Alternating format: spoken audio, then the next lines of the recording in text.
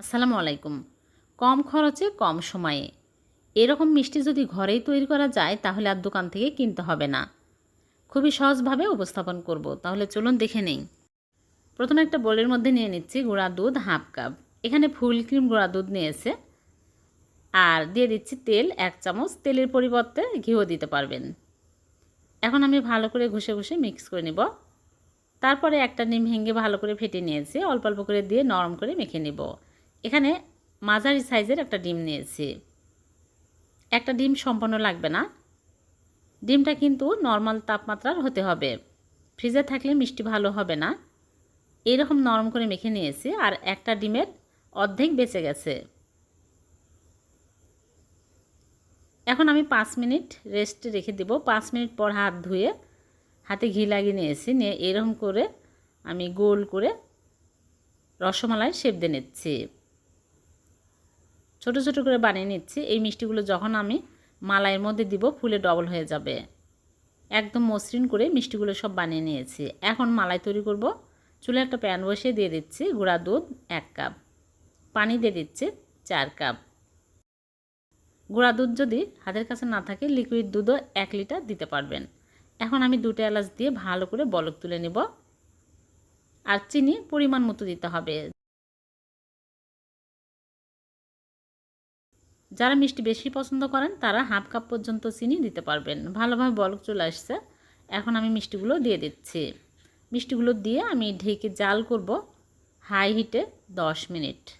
আর মাঝে মাঝে এইরকম করে বাতাস বের করে আবারও ঢেকে দিতে হবে, তাছাড়া উতলে পড়ে যাবে। 5 মিনিট পর আমি ঢাকনা খুলে মিষ্টিগুলো আলতো করে নেড়ে চেড়ে দিব। মিষ্টি কিন্তু বেশি নাড়াচাড়া করা যাবে না, তাহলে মিষ্টিগুলো ভেঙে যাবে। 5 মিনিট পর আমি নেড়ে দিলাম, আবার ঢেকে দিলাম। ফিরে আসলাম 10 মিনিট পর। মিষ্টিগুলো হয়ে গেছে। এখন আমি নেড়ে চেড়ে চুলা থেকে নামিয়ে নিব। মালাইটা অনেক ঘন হয়ে আসছে।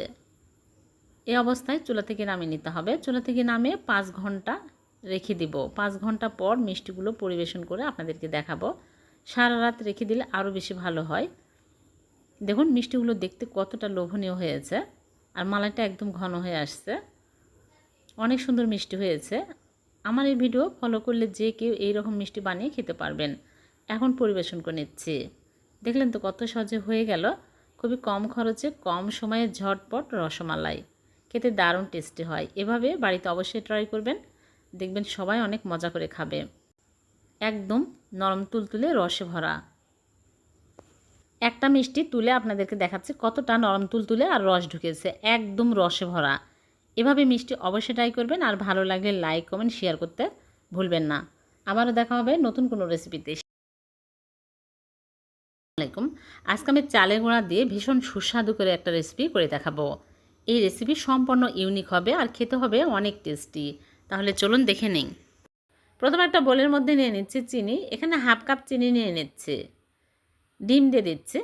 নর্মাল তাপমাত্রার ডিম হতে হবে। লেবু রস দিয়ে দিচ্ছি, তাহলে ডিমের গন্ধ লাগবে না।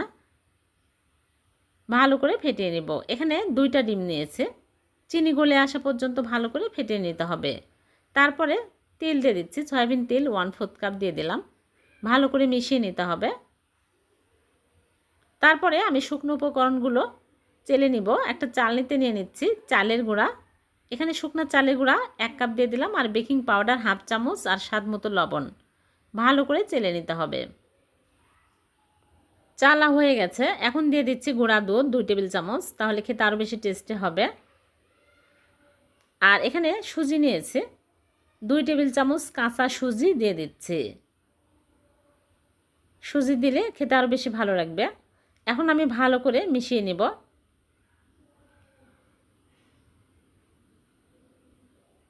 এখানে আর কিছুই দিতে হবে না। এইরকম একটা ব্যাটার তৈরি করে নিতে হবে।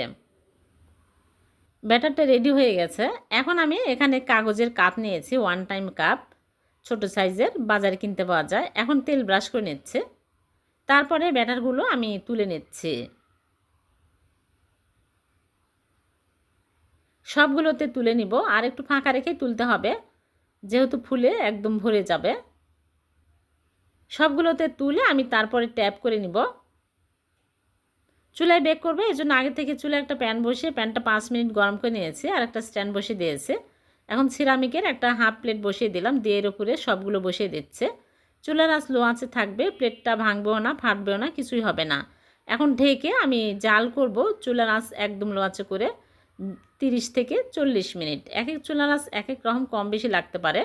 আমি 40 মিনিট পর ফিরে আসলাম, হয়ে গেছে।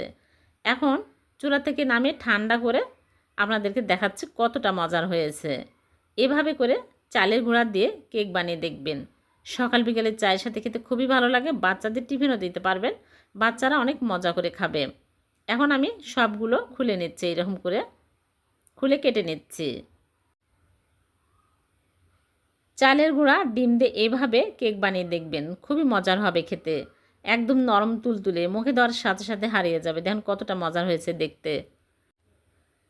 আমার বাচ্চারা বায়না ধরেছে ক্রিম দিয়ে খাবে, এর জন্য এখানে আমি ক্রিম নিয়েছি হাফ কাপ, ইলেকট্রিক বিটার দিয়ে বিট করে নিচ্ছি। ক্রিম দিয়ে খেতেও দারুণ টেস্টি হয়, এমনিতেও ভালো লাগবে। বিট করে নিয়েছি আর এখানে গুঁড়া দুধ 2 টেবিল চামচ দিয়ে আমি বিট করে নিলাম। গুঁড়া দুধ স্কিপ হয়ে গেছে, গুঁড়া দুধ দিলে আরও টেস্টি হবে। এখন আমি একটা করে কেক নিয়ে আমি এইরকম করে ক্রিম লাগিয়ে নিচ্ছি, তারপর আরেকটা কেক উপরে দিয়ে দিচ্ছি। এরকম করে দিয়ে আমি সবগুলোতে লাগিয়ে নেব। অনেক মজার এই কেকগুলো, আপনারা বাড়িতে অবশ্যই ট্রাই করবেন, ছোট বাচ্চা থাকলে অনেক মজা করে খাবে। ভিডিওটি যদি ভালো লেগে থাকে লাইক কমেন্ট শেয়ার করতে ভুলবেন না। চ্যানেলটিকে সাবস্ক্রাইব করে চ্যানেলের সাথে থাকবেন, আর পেজ থেকে দেখে থাকলে পেজটিকে ফলো দিয়ে রাখবেন।